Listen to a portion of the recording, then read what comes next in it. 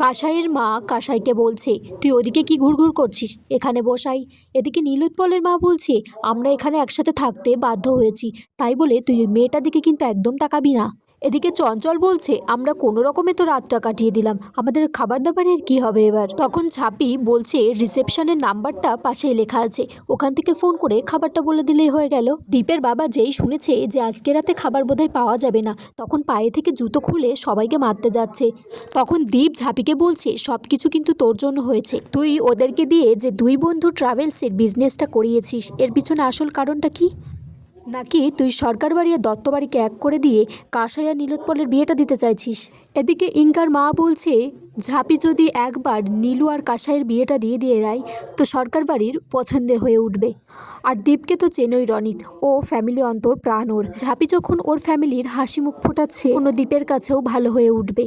রনিত তখন বলছে, কিন্তু ইঙ্কা কিন্তু একদম ভালো কাজ করেনি আন্টি, তাই বলে একটা মেয়েকে আগুনে পুড়িয়ে মেরে দেবে। তারপর বাইরে থেকে খাবার এলে ঝাঁপি, দীপ আর সবাই মিলে একসাথে খাবার খেতে থাকে। এদিকে রনিত ইঙ্কার মাকে বলছে, আমি শান্তিনিকেতনে খোঁজ নিয়েছি, ওখানে আমার চেনা একটা বন্ধু জার্নালিস্ট আছে ভালো, ওখানে ভুবন সর্দার নামে কোনো ডাকাত নেই, তার মানে এটা ঝাঁপিরই পুরো প্ল্যান।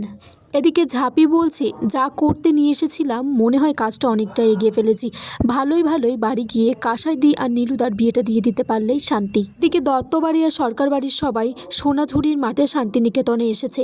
তখন নীলু ঝাঁপিকে বলছে, একটু কাসাইকে এক পাশে নিয়ে চল তো, এইটা কাসাইকে একটু। রনিত তখন চঞ্চলকে ফোন করে বলে যে ঝাঁপির সব প্ল্যান, ওখানে কোনো রকম কোনো ডাকাত নেই, এই দুই পরিবারকে এক করার জন্য ঝাঁপি এই প্ল্যানটা করেছে। চঞ্চল তখন সরকার বাড়ির সবাইকে বলে দেয় যে এটা ঝাঁপির